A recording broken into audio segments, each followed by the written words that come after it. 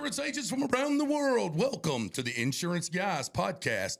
My name is Scott Howell, your fearless host and leader, insurance agency owner and insurance evangelist for I Protect Insurance and Financial Services, based out of Huntsville, Alabama.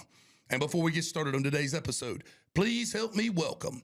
He is a 6'3" sophomore from Mobile, Alabama, Parade First Team All-American, Rivals 5-star recruit. He is a fantastic insurance agent and a great American. Ladies and gentlemen, please stand and welcome my friend, Mr. Bradley Flowers. How are you, Bradley? Your voice is getting better. I think so. I think it's getting a little better today. Did the tea help? It is. I'm over here sipping right now. Guys, we've got breaking news. So Bradley was kind enough to have his assistant go out and get us some lunch real quick today so we could, eat lunch between podcasts. As all of you know, we batch file our recordings, and we'd gotten off a podcast around 11:45, 11:30, somewhere in that range.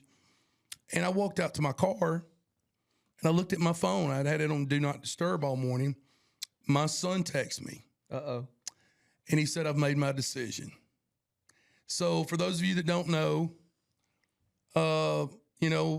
my kid has been playing baseball since he was 4 years old. And he reached that phase, that stage where he's a senior this year, and he had multiple schools that offered him a scholarship to play baseball. And for the last 4 weeks, we had been going through this, recruiting process with coaches calling and texting and school visits and here and there. But I would like to announce today, and I can't tell what school it is because he said he's got to call the coaches and tell them first, and then they do the social media splash. But he has committed. That's awesome. And will be playing college baseball next year. So was it at the one he was at the other day? It was. Yeah. Okay. Maybe. Nationally ranked team. I'm excited for him. What position does he play? He's a utility player, bats left-handed. He can play 5-tool player. He play the corners of the infield, corners of the outfield, but most teams want him for his bat. He bats around 400 in PG ball and high school ball, and anytime you've got you're 6'2", 6'3", and you can hit the ball, the way he can. Most schools, when you're a little kid, for those of you that have little kids, always remember this. If your kid can hit the ball, they'll find somewhere on the field for him to play. Yeah. I promise you that. Yeah. So I'm excited for him. It's a proud dad moment. And, since he was 4 years old, all I kept telling him, once he got into middle school, high school, I said, if you'll just hold the rope, work hard, do what you're supposed to do, all these other people, all these other kids, all this other bullshit will just all fall to the wayside. And I told him last week, I said, did it not happen exactly the way I said it was going to happen? And he said it happened 100,000,000% exactly. That's awesome. So I'm a proud dad today, and I want to tell him how proud I am of him. And it's just it's a lot off my shoulders. We were talking college football before we came on this show today. And I was telling Wyatt last week, he said, I'm so ready to get this over with. I'm so tired of the texting and the phone calls and the bullshit. It's got to be stressful. And I was our guest today. I was thinking, I told Wyatt last week, I said, imagine being Reggie Bush, because apparently in high school, I've seen some of the YouTube videos. He was a literal video game on the football field. Yeah. Recruited by every school in the country. And when I said, Wyatt, imagine being Reggie Bush or one of these 5-star quarterbacks. Mm-hmm. These teams are now offering you $1.5 million, $2 million, $5 million to come to school there. We'll get you a Ferrari. We'll get you a whatever. Imagine the pressure. Imagine the stress on the family to kind of make those kinds of decisions. It's just, I cannot even imagine what that must be like. I worked with a lady in 2011 whose son was being recruited for D1 football. Mm-hmm. And I saw just a little bit from the outside in. There were several days. There was one day in particular I remember where she came in the boss's office, which was right next to mine, and said, I have to go to my house right now. Such and such coach. Right. Everybody Big knows school. the name, is in my living room right now, and I didn't clean the house this morning. Right. and just everything going on. It's I'm sure he's happy to get all that over. Are you kidding? I told somebody the other day, I said, it's like snow. You love it for about 2 or 3 days, and then you're like, I'm ready for this shit to be over with, you know? Yeah. Hey, guys, we got an all-star. It's like being on vacation. Exactly. We got an all-star guest today. I want to give him the introduction he's always deserved. Ladies and gentlemen, he's originally from Mission Viejo, California. Talk about a football place. Woo. Currently resides in Ladera Ranch, California. He is married to the beautiful Brooke, and he is a graduate of the University of Southern California with a Bachelor of Science degree in entrepreneurship. Bradley, I might just go back to USC and go to school for that. I would have like so much freaking fun doing that. Yeah. Oh, man, it'd be fantastic. He's a third-generation insurance professional. Grandfather had an agency which he sold to his father. And when he graduated high school, his dad asked him if he had any interest in taking over the family business. That's a familiar insight there. Told him not a chance. How many times have we heard that? Yep. So his dad sold it. After a summer of selling boxes and tape for Uline shipping supplies, realized he made a mistake and begged for a job at Arthur J. Gallagher. He's also served as the president of Goodman Insurance Services from 2008 to 21, area president, Assured Partners from 21 to 24. He is the president and co-founder of Total CSR. And today, October of 2024, he is the present managing director of Project 55. This might be the most important podcast we've ever done. Ladies and gentlemen, it is my profound honor today to introduce to you second-time guest on the IGP, Mr. Justin Goodman. How are you, Justin? I'm doing fantastic, and I think that introduction was better than the first one you gave me, so I appreciate it. Justin, we've got so much to talk about. You know, we were talking about your time at USC. I'd given you a little podcast to go give a listen to that I thought you might really enjoy and smile while you listen to it. Matt Leinart is great on social media. So good, so good. He tells so many great stories about their time, all of them at USC. And, you know, Julian Edelman on Games with Names is the name of the podcast. But he really presses Matt about how much money he made when he played at USC. And Matt Leinart comes back at him and he goes, dude, not only did I not make a dime, my dad bought me I believe it was a white Chevrolet S10 pickup with a manual transmission when he was 16 years old as his first car. He drove that S10 pickup truck the entire time he was at USC. Wow. And he said when he got his first NFL contract, because he was like top 5 or 10 pick in the draft, he went and he bought a Tahoe or Yukon with some of his NFL money, but he took his white, it was either a Ford Ranger S10 pickup, and he took it to his parents' house and put it kind of in the back of their driveway, put a cover on it. And he said, the maddest I've ever been at my parents is I came home for Thanksgiving like 5 years later, because that truck had so much sentimental value to him. They had sold that truck out from under him. And he said, it's the maddest I've ever been at my mom and dad that they sold that white S10 pickup truck I drove all the way through college. Wow. So that's just one of the stories he tells. But thank you so much for coming on, Justin. We've got so much to talk about. And I think the way we start this, Bradley, you help me out here. It's a podcast you and I have been wanting to have for a long time. Mental health, being an agency owner, and for that matter, an agency team member, mental health. And I want to just let you talk a little bit, Justin, about Project 55. How did this thing get going, where we are with it today? Sure. So a little bit of background. So I've been in my various capacities over these years privy to a lot of conversations with people struggling with mental health. I happen to be one of those as well.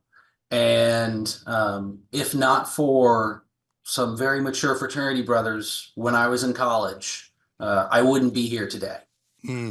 Those gentlemen had the wherewithal to have a very difficult conversation with me and said, Justin, this needs to change. This needs to change. You're going to go home and tell your parents exactly what's going on. We don't care if it costs us the friendship. We care about your life more. Sure. And they changed the direction of my life. And partly because one of them had been educated because his family member had been through a similar issue. And so he knew how to have that intervention and knew how to have that discussion and knew how to step in that moment. Fast forward many years, and there'd been an up and down mental health struggle, but a lot of people had come to me with their struggles, my employees who also had struggled with issues. And it was evident, even with all that our industry has tried to do on the mental health front, that it clearly wasn't executing and landing the way it needed to be. Fast forward, you've got COVID, you put everybody remote, you have significant mental health issues, not just impacting the employees, but also their kids who were at home and remote. Sure. And so it created a very difficult environment.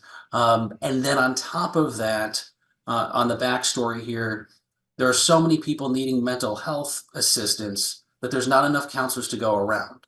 So on average right now, if you need a mental health professional, you're going to wait, if you find one that'll take insurance, 4 to 6 months to get assistance. Wow. Well, if you are in crisis, you don't have 4 to 6 months. It's why the suicide rates have spiked. It's why we're seeing not just absenteeism, but presenteeism spike within our industry as well. And presenteeism is, I'm there, but I'm not fully aware what's going on. I'm kind of checked out, but I'm collecting my paycheck. This past year, it had always been on my heart. This is where I think I want to spend more of my time investing. But it also happened that I had lost a friend earlier in this year to his mental health struggles. And it was somebody who was on the periphery. And it was when I replayed the events, I saw some changes on Facebook, and some of those things, but I didn't draw, the connection there. And it was one of those things that I had been on a mental health panel at ApplyNet the previous year and spoken. And I finally just said to a few of my colleagues and friends, I said, we've got to do something about this. And I've got a plan, but I need some assistance, some people to jump on board. Fast forward, had a good conversation with one of my friends, Brennan Core, and he was like, I'm all in. He's also a big advocate as well. Yes. Yeah. And so he's got a great story and a great journey, but had it not been for his enthusiasm and willingness to jump on board, I'm not sure I could have gotten this thing off the ground. But in short, where we are with Project 55 is I have 3 goals. The short-term goal was to build an online community where we could provide relevant mental health resources that in a community that people could go and get that information without fear of stigma or any issues with their employers. Because one of the big challenges you'll find right now, if you talk to employees struggling with mental health, they are afraid to go to HR. HR in our industry, because of so many independently owned agencies, Yep. HR is really the agency owner. Yeah. So a producer who's struggling with his numbers doesn't want to go to boss and say, hey, I need help. Sure. Even if that will get him 3 or 4 free sessions with a counselor. It's too scary of a proposition. They also don't know where to look for additional resources and contacts and treatments and even understanding of what they're struggling with. So step 1 was we wanted to build an online community for that. The big push, however, is obviously in my other world I live in, I'm big in the learning and development space for insurance professionals. Well, there's never existed a training that really holds the gap for those that are in between the counselor role and those that are listening to somebody who's in distress. And there's a couple programs out there, but they do a very high level surface thing and not very practical. So for example, they will speak about mental health or teach what, like on the insurance side, we'd call coverage, but not how to do the job, right? We needed to teach people how to receive someone who's struggling, how to identify that and step in and assist them where possible and redirect to the appropriate resources. And so what Project 55 is doing right now is we're building out the most comprehensive training program that I can now say, based upon where we're at in development, will have ever been built out for the layperson within any business industry. And I will stake my career on it. At the end of the day, This thing will be transformative, will save lives. We just need people to take it. The reason we're doing it through a separate nonprofit is because I do not want to charge anybody for this course. So this is going to be free to everyone within the industry. So there's 2 channels people are going to get access to it. One, our existing customer base in Total CSR, I can immediately get it into the hands of 50,000 users overnight once I launch. But outside of that, there's people who will never use Total CSR, don't know who we are, and or they just are hearing from other insurtechs, other people in the insurance professionals. We want to give them access through a separate platform, still free of charge, that they can get the training that's necessary. So when I talk about this training, we're not talking about just understanding about the mental health illnesses. We're talking about preparing for a discussion with somebody, which means understanding and being empathetic in a certain way that you normally wouldn't have been, i.e. someone's going through divorce, all the ways it impacts them. Okay, now we're going to have a conversation. What do you do when someone's spiraling, right? What are the cognitive behavioral techniques that we deploy in that moment? What are resources we can redirect them to? How do we role play them? How do we words? What's the difference between mirroring and parroting? And we do it in a very practical, succinct manner so that those taking the course can go and use that information and also refer back to it later, because you're not going to memorize everything you hear there. Sure. So phase 1 is to get the training out to as many people as possible. And this will happen hopefully end of first quarter next year where we launch it. But the goal is everyone within the insurance space to get as many users as possible. Phase 2, the independent agent network, is the greatest distribution platform I can think of. Agreed. And I can think of no better use of that than to go to all of our agencies that would have people that go through our program and say, you have customers, you have all these business owners, and their people could benefit for it as well. So then we use the agencies as a distribution network to reach their customers and make the training available there. So that's part 1 and part 2. And I know I've just been verbally vomiting at you, so I'll probably shut up for a second. No. I want to touch on a couple things. So one, about just November of 2021. So we had, and he's okay with me sharing this because he shared it too. So we had a real estate company that we leased an office to here. Well, my son was born in September, and I took 2 months off. So I came back in November, and I thought, man, I haven't heard from that guy in a while. So I called him, and I was like, hey, man, how's it going? And he just lost it on the phone. It's not good. It's not good, man. And I was like, come to my office right now. So he came to my office. I sat right where I'm sitting now. He sat right there, and he, spilled his guts. And man, I threw every self-help, my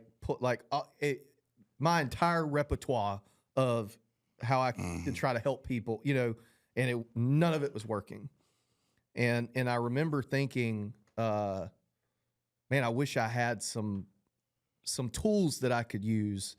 And thankfully that individual, good friend of mine, is doing great today. He had basically a 2-year period of not being good, and is now in doing phenomenal, and loves talking about his mental health. Matter of fact, we may bring him on to tell his story, but great local entrepreneur.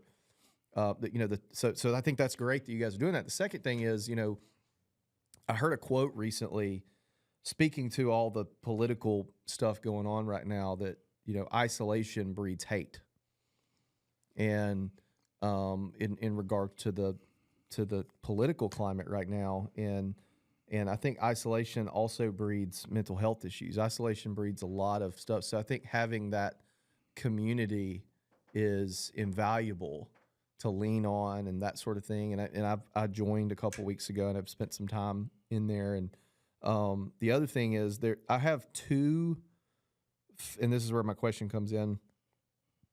I have 2 favorite types of entrepreneurs. The first one is the guy who doesn't, or the gal who doesn't like the way something is and decides to create their own thing. Like, one of my favorite stories is I knew a guy who was an entrepreneur that had a passion of radio DJing, and the local radio station would not let him DJ. So he started his own radio station. I love those kind of stories, right? My second favorite type of entrepreneur is the guy who's been, or the gal who's been super successful and is like, I'm not really worried about being successful anymore, making money. I want to do the thing that I'm most passionate about that intersects with the thing that's going to help the most people. I think about like Matt Mashari, who you guys may or may not know of, was a really successful entrepreneur in the tech space. And now he does two things. He does high-level executive coaching for free, but his clients include Elon Musk, Sam Altman, people like that. And then he also does, he helps inmates, former felons, start their own trucking companies. And it's just a passion thing. Does it completely for free. Is that sort of where you are now? You're like, hey, I've made my money. I've been successful. I'm going to do something that I'm passionate about that helps the most amount of people. I think, let me split the baby somewhat. Yeah. So I was raised, agency owner, father, well-to-do family, and money never made my life any better. And so what I quickly learned that when I was at my lowest, when I needed a friend, money did not provide that solution there. And so I've always thought of money as a security and a tool. Right. And so for me, it's more not that I'm not a capitalist and don't have big dreams for our training company, but what excites me more is to say, what if you built a platform, built a training product that was absolutely free, and the only limiting factor is people's willingness to take it and go through it. And so it's more the excitement of going, we know what it can do, how many lives it can save, but also the foundation it can lay that will put pressure to do things differently within our space. And I'll say this. So I spoke at AppliedNet, and I was preparing to give this mental health talk, and 2 weeks before, I lost another friend. And again, more on the periphery, right? That the one like you coached with over the years, but you hadn't talked to on a month-to-month basis, right? And I had to completely change up what I was planning to talk about at AppliedNet because it just became that much more real. But in preparation, and while I was at AppliedNet, before I even gave the talk, I had so many people coming and approaching me saying, this is a problem. Let me tell you, a woman who had her daughter had attempted suicide, a woman who had lost her son to suicide and daughter was struggling, someone who themselves was struggling. There were so many conversations all at one conference, right? Just showing, and that's just, those are the most severe cases, let alone the majority who are struggling at some given point. And so I've kind of viewed it as like, if someone hasn't done it by now, I guess I'm supposed to do it. Yeah, and and being in the spot where we can say, we don't need we're a 501c3, but we don't need your money. We just need your time and your heart. And so that's really the driving force behind it. That's awesome. Hey, Justin, I had a couple of questions I wanted to throw out at you. Mm-hmm. Number one, the coursework that you can now take on Total CSR, I believe is what you said.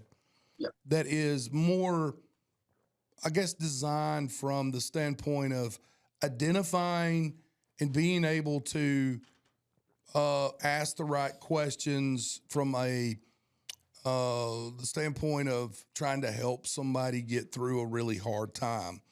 Is that coursework more of the identifying and then taking that ball and handing it off to what I would deem a certified therapist or counselor to assist them, but you're kind of the safety net that's catching them before, something happens? Or is it more of training a guy like me who is I hate to say it, more of a suck it up buttercup kind of guy, which doesn't bode real well in today's world. But you're being too hard on yourself with that too, because I know for a fact that you had an employee that was struggling with some stuff and you got them help. Oh yeah, I mean, I've got. Listen, I've got. So don't be I too got hard a- on yourself. I got an employee right now whose sister passed away this weekend that I know 1,000,000% needs to be going to see somebody, and that's something that I've got on my radar when I get back home.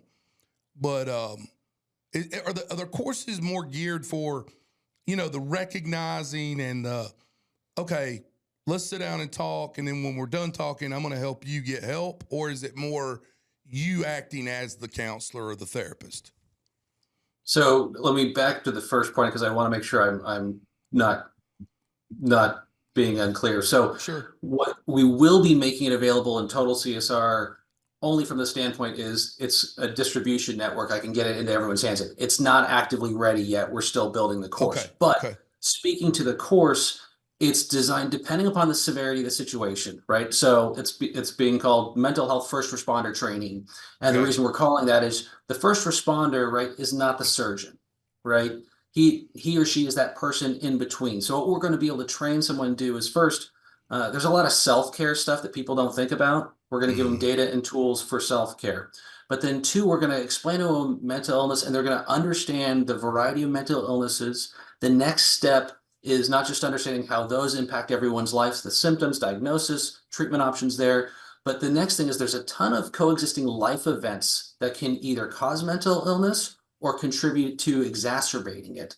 As I think I mentioned before, death, divorce, loss of job, bullying, abuse, you name it.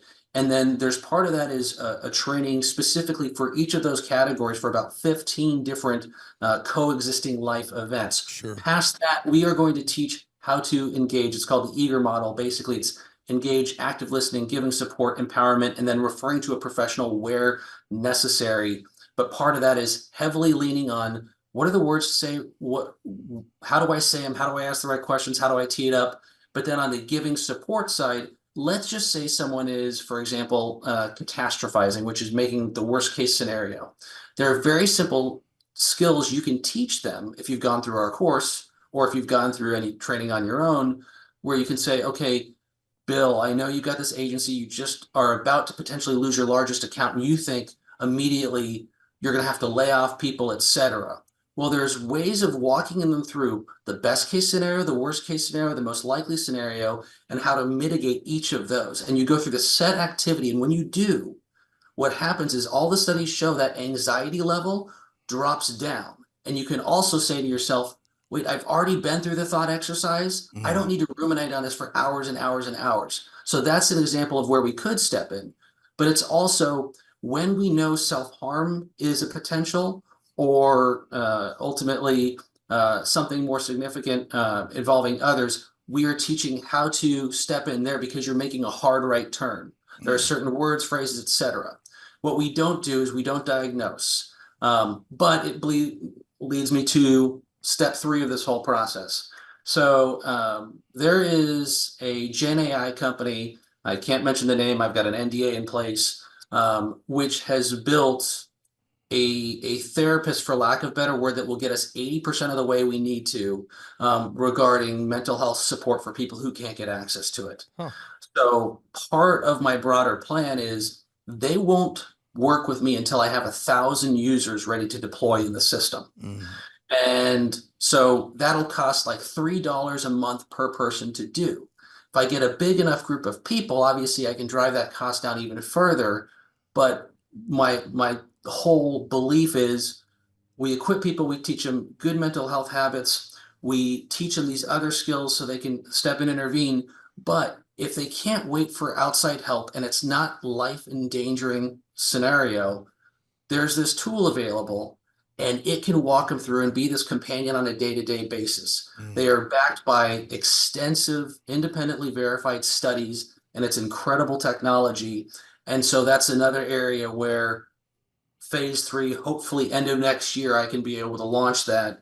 And so we're not therapists, we'll never train. And it's a very scary place when you try and tell people that, oh, you're going to be a lay counselor, et cetera. I mean, that's extensive training. And my first rule through all this is we're going to do no harm. So we're holding the gap, holding the middle, and redirecting to the appropriate resources once it gets past that first responder state. Sure. And a lot of times these little tools can rectify the problem. 100%. And I'll say this, it's what most people, when you start looking at myths regarding depression, and there's so much research that shows that on average, depression will last 6 months on its own and resolve on its own with no treatment. Yeah. And so, yes, we want to get treatment, but if we give them the wrong treatment or the wrong recommendations, we can exacerbate that. Yeah. And so it's things like that where it's like, if we can equip and empower these people to take control and even develop resilience, right? And there's coursework for resilience training too. We can alter this. And if we can start with leaders within the agency, but you give it to every employee within the agency and you properly onboard for mental health, you really transform that dynamic very quickly. Well, and one thing that you do way better than I do is talking on the podcast about when things are going wrong. And that's a lot. So I'll tell you a story. Got a big box of things I can talk about with that. Let's open up your wooden chest and see what's in it. That's right. My wife and I go to a church here locally, and this was before I went there, but the pastor at the church, I think it's important for leaders to be vulnerable with the people that they're leading. You know, I'll tell you. So, like, my parents met when they were 13 years old, and never dated anybody else, got married. And I remember when I was 13 years old, my girlfriend broke up with me, and I thought I wasn't going to get married. Sure.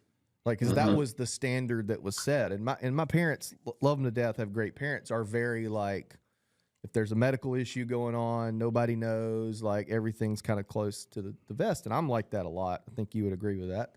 But the pastor at our church had a son who went through a very bad drug addiction.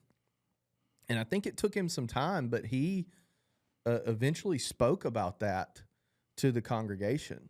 And his right-hand man, who's a really good friend of mine who actually listens to our podcast, that's why I keep my language in check, he told me, he's like, man, when he like talked about that in front of 1,000 people, he's like, so many people came out of the woodwork and were like, I'm dealing with this too. And it made it okay for people to share. And I'll tell you, this happened last week. So I had an agency owner reach out to me, a little bit panicked. I don't think there was any, mental health stuff going on, but he was feeling really down about himself because they had some pretty unprofitable months, smaller agency. And I was like, man, I get it, dude. I was like, we probably had Portal last year because we were in growth mode, probably had 5 or 6 months that were unprofitable. And I could almost feel he called me as he was wanting to sell his agency. He was like, I'm done. Like, I can't do this. And I could almost feel the stress come out of his ears. And he was like, man, like, that makes me feel so much better. And I almost felt guilty for not sharing some of those struggles on the podcast last year. So I think as a leader of an agency or a leader of people, it's important to some point be vulnerable with your people and say, hey, I've struggled with this too, or I've dealt with this too, or that sort of thing. You know what I mean? 100%. And I would add, so like with my teams, everyone knows on my team I'm a type 2 bipolar. They've known, because what happens when you don't tell them is they see all of a sudden he's got quiet. He's kind of gone and he's reserved because, I've got some high periods and some low periods. And they start thinking, well, is it assigned to me? Did I do something wrong? And then you start impacting culture like, well, what's going on? Are we going to lose an account, et cetera? But past that, it gives them a way to be a support to you. Because as you guys know, CEO, president, it's the loneliest position out there. So lonely. And I say that having my brother's my business partner, and yet it's such a lonely position, and giving them opportunity to help you when you're not at 100%, it also allows them to be transparent. And so instead of when there's a period of time where they're not at 100%, I've said to them, sometimes your 80% is your 100%, right? And we'll have the conversation, and they're open, right? So it's, instead of being like, oh, I just got so backlogged, I'm just so busy. It's, you know what, I'm at 80%. I got something going on. It's none of my business what they have going on. If they want to Mhm. let me know, they do. But now we have a different dynamic. Okay, team, we're going to backfill some for, Tammy right now because of this situation that she's going through. And we have very open and honest dialogue about that. And it's really been transformative. And so when they go, oh, this culture, everyone rallies around, but it doesn't start unless you say, yeah, I struggle with this too. And it really filters down in the organization. And candidly, one of the most things I'm excited about is there's some very, very high level CEOs that are going to be coming out over the next year. And I think it's going to surprise a number of people. And I can't wait until that time, because I think it's been past time for them to do so. But I'm super excited about that. Well, and I'll tell you too. You mentioned the worst case scenario type of person. That's me. So I'm the guy that in any situation I'm thinking, oh, what's the worst case scenario? What, like, you know what I'm saying? Like we've got a bear that's been coming in my backyard. So like I have to keep my anxiety in check. But like literally every time my kid walks outside, I'm like, oh, a bear's gonna It's like a jump circus. out and attack it. You know what I mean? So Bradley sends me these videos all the time. This bear, It happened last night. and it's like a circus bear, Yeah. and it'll do things like a dog. Like it'll on camera in the middle of the day, it'll come in his backyard, and it'll start. You know how a dog will roll around on the ground? It'll do stuff like that, and I'm like, Bradley, just lean into it. It's like a dog. I'm sure if you ever walk outside and it sees you, it just runs off. No, It just that's keeps what scares walking. me. Yeah. Wow. Yeah. But Well, that's But on the guns in your yard every damn day. he was in there this morning. Now me and my neighbor started putting our trash cans inside the garage. Right. So now he's walking out on camera, and I see him just kind of looking around, like, "Where's my food at?" Right. Same thing. My where are the snacks? Same Sure. thing. My 3-year-old does on grocery day. 100%. He's like, "Where's the food at?" But last year when we were talking about tools, I spoke with a therapist twice, and it was encouraged by my wife. She's like, "Look, you got to get this anxiety in check," and she told me one thing that literally helped everything. Changed your life. And it was, what would you tell a friend that's going through the same thing? I'd be like, dude, that's not gonna happen. Or like, you know what I'm saying? She's like, Yeah. most people who have anxiety encourage their friends and don't encourage themselves. She's like, you need to talk to yourself like you're talking to a friend. And just that one little, now obviously there's folks that may be dealing with other issues that need to talk to a therapist longer, but just in two settings, I was like, all right, I'm good. I'm Gucci, you know? Yeah. But God forbid you don't get that help, and that little bitty thing that could be fixed by one sentence spirals into something way worse. Hey, Justin, can you help me for just a second? I can try. And I don't want to make this about me, okay? No, go right ahead. I had an overarching message or question to you that we'll get to in just a second, but I want to plant it in your head. Like, what are some of the things as an agency owner or a team member that you see, or that as an agency owner, I guess, talking or thinking about team members, if you see these things, almost like triggers, like if you see these things in somebody, whether it's a change of behavior, I was going to ask you, what are those triggers that should make your little, your antennas go up that, hey, maybe this person needs some help, right? And I guess beyond that, for just a brief moment, I'll say that I think for the past 6 or 8 months, I've been in some type of depression. I have not considered committing suicide, but I isolate myself a lot. Like I just go home and work on my farm. I have a really hard time with gratitude or being able to think about the thing. They always tell you, like, get up and think about 3 things that you're thankful for. I have a hard time with that. I have a really hard time with people when they brag, or, podcast listeners that will reach out and they're, oh, I listened to podcasts, you changed my life, blah, blah. That almost pours gasoline on it for some reason. And I don't know what it is. I can kind of feel myself coming out of it now.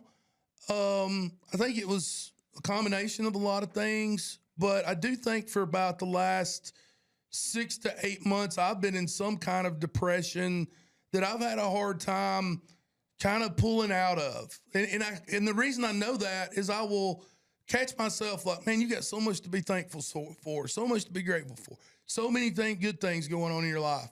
Why can't you pull yourself out of this? It's a tailspin. So let me start first with the agency. That was a lot to unpack. I know that was a lot to unpack. No. And if I skip a step, just holler at me. So I want to start first with the agency question, because the answer is pretty binary. If you know your people well enough, right? Which means I'm as guilty as they come. I get in tunnel vision, and then it's like, oh my gosh, I haven't talked to my people all day. But you need to be talking to your team and greeting them and asking thoughtful questions to each team member, or at least a ratio of 1 person to 7 direct reports on a daily basis. Because then you're going to notice what's going on in their life. You're going to know how things are going. You're going to notice that if three days in a row, they're not giving you eye contact when you're talking, right? They're not elaborating anymore unless they stop talking about themselves. You'll also identify it in work product. All of a sudden, work product starts going down. You could, if you're listening to screened calls, hear it in their tone and their patience level. And usually you'll hear feedback from people within the agency, but in a lot of cases, if there's where you could find it and could identify it, it's going to be because you've had that daily interaction. But there's a lot of people, and I'm sure you're probably one of them, that is great at pulling it off. Like, no, I'm doing great. Life is good, right? And so for those, no layperson is going to be able to penetrate that, short of having longer conversations and a trust built over time. And so you can't put too much of a burden on yourself with your team members. If you're doing those daily interactions, you'll catch about half the people that are struggling, but there's another half that are wicked good at really hiding that and making sure the world doesn't see that struggle. Sure. As for what you're going through, man, it's one of those things. Join the club. What's that? Join the club.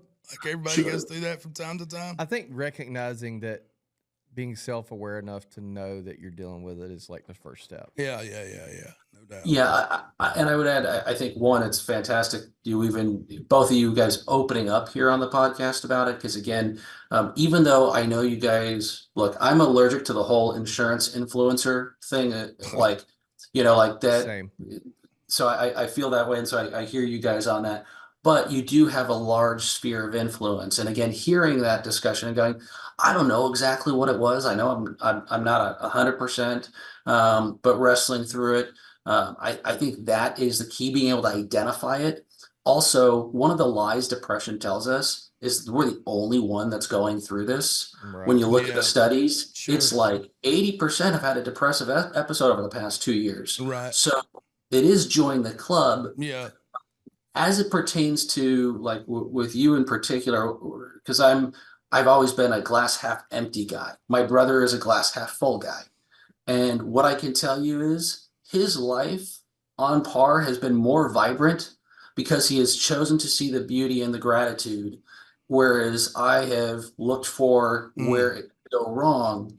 And what I would say is there's a real benefit to identifying. So like when I was at my lowest, because I got low again about 6.5, 7 years ago, and I would literally write down on a line sheet of paper, I'm thankful I have oxygen. And I would keep writing until I got myself into a spot where I level set some and I could go and jump in the shower and start the day.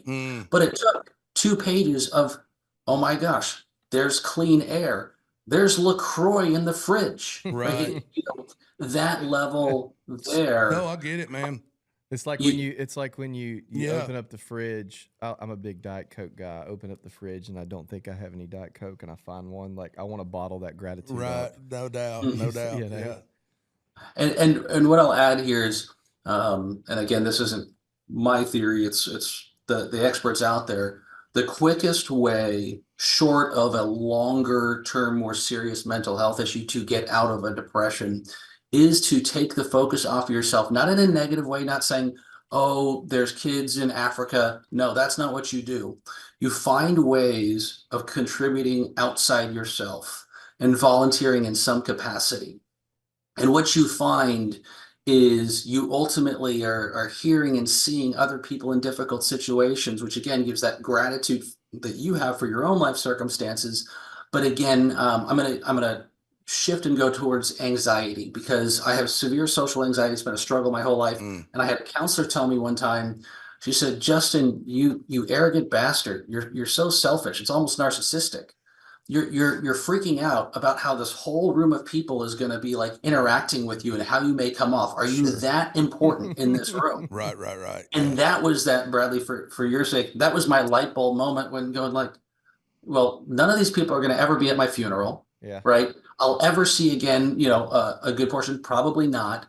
And so the way, if I want a different outcome and I want the best possible one, is take the focus off me, start asking them about how they're doing, and take interest in them. And that has been a way for me to handle that. So similarly with depression, where it's take the focus off yourself, same thing with anxiety, in a healthy way, not a, I'm just gonna take this burden and carry it my whole life way. It's more, I'm just gonna shift the focus slightly. And what people find is that act alone basically says, wait a second, if I'm helping people, I have power, so I'm empowered. I can control certain things in my life, which in itself will help elevate your spirits and your mood. Mm. That's awesome. That's helpful to me. Yeah, I feel like this is a therapy session right now, because, Just send us a bill. man, I'm telling you, man. I'm telling you, I'll tell you where a lot of mine probably starts, and I think I speak for a lot of guys and girls on this podcast, is we're in the most hated industry in America besides the Internal Revenue Service. And it seems like over the past 3 years, however bad it was, it's gotten worse because people's insurance rates just keep going up and up and up and up and up and up and up and up and up. And you And know, the how many people- days? the customers you're dealing with. It's one thing about it. Sorry to interrupt you. No, that's This one fine. thing about insurance is like there is exactly this many customers. For those of you that are listening on the podcast, not watching on YouTube, that are happy to talk to you today. Yeah, it's zero. We a big goose you and I tell my team this: you are not getting the best version of Sure. Sally Jones when you're talking 100%, to her, 100%. and I think that contributes to that a little bit. Continue. It does, but it's like to that point, it's like you know, it's easy to tell somebody to do something or the way something is, but if you are Harley Self in my Athens office and every day you're talking to 7 pissed off clients, how long before that starts wearing on you mentally? Not long, because at what point does every account manager in America start thinking to themselves, I work for the damn AT&T customer service complaint department, basically, because that's been about where we've been the past year, you know? Well, one thing I love, and you may do this, but you know, Billy Wagner. I don't know if you know Billy, but Yeah. Billy has a what's the name of that service he uses? Are we talking about the therapy? Yeah. So Is so it Brett Merrill, Talkspace? Is that one? yeah, Brett Merrill uses it's a religious based therapy. Basically, you pay, and it's not a lot of money. It's only like $300 or $400 a month, I think. Mm-hmm. But they will actually somebody, and you know, different people in your agency might have different religions, but there's somebody for them to either call, and I think the person may even come by your office. Right. It's more of a faith-based And then counseling where Billy they has an reach out online every one, month too. to your employees like, hey, how are you doing? Yeah. How's things going? And if they see something, they go in, they sit down and talk to them. I think that's awesome. Yeah. That's a great benefit, and they know they have that there, and it's not. And you're right. I think Billy Wagner does it I as think well. Billy uses Talkspace. I think that's the name of Talkspace, it. yeah. But it almost undoes the taboo-ness of it a little bit. That like, hey, this is something that we're providing, and we want you to use it. And by the way, we don't know if you use it or not, so you don't have to worry about that. And I would add there, it matters in the beginning how you onboard it, right? So that is something we've done a terrible thing is we spend, when someone's hired, we go through our benefits package and we cover the mental health resources in 2 minutes versus taking a half hour and saying, this is so important that you need to know. I will never see this, and really emphasizing. And by the way, you have a champion within the office, Frank has used this. It's been great, right? And I think those tools are wonderful, and it's about communicating that to team members ahead of time and throughout and consistently, so they feel that flexibility and freedom to take advantage of it. Hey, how about this? Moving forward, when you get this thing up and running, okay, this coursework, how about we as agency owners, your first week, because you know how your first week is when you come to work somewhere, right? You're filling out paperwork and you're learning systems and processes. How about we add that there's some courses available, mental health courses on Total CSR, we're going to require you to watch. Yeah, or just so we're clear too, not Total CSR even, right? So it will be 2 separate portals again, because I want to make sure. My apologies. You don't have to be a Total CSR Exactly. customer. Yeah, you don't have to be a Total CSR customer to use it, but you see that is the hope. this, like something in the onboarding process. Yes. That it reinforces. We understand mental health is important. We want you to understand that mental health is important to our agency, and we want to give you the resources to make sure that we reinforce this, right? Yeah, 100%. I'm glad you mentioned that, because at the end of our training, we also do provide a roadmap of what the onboarding program should look like, and how this should be deployed within the agency, because it is so powerful that they have these tools available, they have the training available.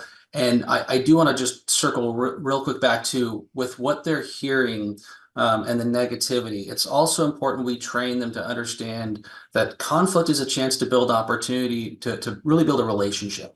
Right, there's a guy out there, Jefferson Fisher. He's an attorney out of Texas. I'm not sure if you guys have heard him, but he's really big on Instagram. And all he deals with is how to handle difficult conversations. But he's a brilliant guy. And one of those things is his big phrase is, who you're hearing is not the actual person. It's really the circumstance they're going through. Sure. And so one of those rules, one of those skill sets we want you to have, especially as we're leveraging more technology to free up your time. I do know this guy. I've seen him on TikTok. Yeah. Can I see him? Yeah, Jefferson. He is great, fantastic. phenomenal communicator. He is fantastic. Yeah, but is really framing it in that you're going to step in and your listening can build a relationship. But by the way, you can only do that if you've taken care of yourself first. Sure. So one, let's make sure as an employee of ours, we make sure we take care of you and you take care of you. But then that's how you approach those conversations. Just as a counselor, right? If they hear so much, there's going to be a burden on their shoulders, right? Mm. They're going to need to talk to someone. Cool. You have some place to talk to, but also there's a way of listening where you can hear it and understand you're trying to solve their problem. And if you can't solve it, you're there to listen. It's like asking the spouse, do you want me to solve it? Or do you want me to listen? Right. And sometimes we can't solve it. We're just the messenger and we're trying our best. And so it's also about making sure we educate and equip them for those conversations, because we don't do a great job of really equipping them. And then the last thing on this verbal vomit I'll give you is agency owners have to be able to fire customers that don't believe in the dignity of our team members. And so as long as our team members know they won't be subjected to that, and that ownership will step in and fire a 100,000 commission account if they cross that line, Sure, they feel a bit more empowered and can do it. And then, like you said, they can go back and fall back on additional resources should they need them throughout this process. Because as you guys know, this rate crisis is not going to end anytime soon. No. And so before we get off the show, before we leave, when this thing is up and running, tell our audience where can they go if they're an agency owner? Yeah, because let's get as many people on this as Yeah, we exactly. possibly can. Let's dial this in, drill down. When will they be able to go? Where do they go to be able to start this process that we've spent, the better part of an hour talking about? Great. Really simply, the best place to go is project55.org. Okay. And it's project, the number 55.org. As far as my customers, they'll have it access natively in our system. But project55.org, they can immediately today get access to our online portal, and we're going to start releasing more and more resources within there. The goal is end of Q1 next year to launch the course. But as you can imagine, I'm doing my darndest to make sure in peer review that this course really does what it says, and I have third parties that are really going to double check and triple check our work to make sure, again, we do no harm and don't overstep that role and step into a diagnosing counselor role, which we won't be. Sure, absolutely. Cool. Thank you so much. I appreciate you being here, Justin. Thank you. Appreciate you guys. Thank you so much. This is a podcast that we've needed to have for a while. And, there's some others out there that we need to have probably that are kind of hand in glove with this. But I think now, today, in the world we live in the environment that we're in, people are so, stressed out, mad, angry, the political climate. Then there's the insurance stuff and rates are high. And I think every agency in America needs to laser beam focus on this and make sure you've got all your bases covered, right? In terms of resources like this, counseling opportunities for employees and for agency owners. And it's just important, man. Brad, I appreciate you booking him. Absolutely. Thank you for being on, sir. Thank y'all. You're the best. Guys, you are listening to the Insurance Guys podcast. And as I end every episode, rewards come from action, not discussion. Get your ass out from behind that desk today. Go out into the big bad world, build relationships, become the mayor of your village, write good business for the companies that you represent, write good business for the agencies that you represent. Bradley Flowers, I love you. Love you too. Thanks, Justin. Justin, thank you so much. Project55.org. Is that right? That's correct. Yes, sir. All right. Guys, we love each and every one of you. Thank you so much for being a part of our family, and we'll see you back here real soon. Take care.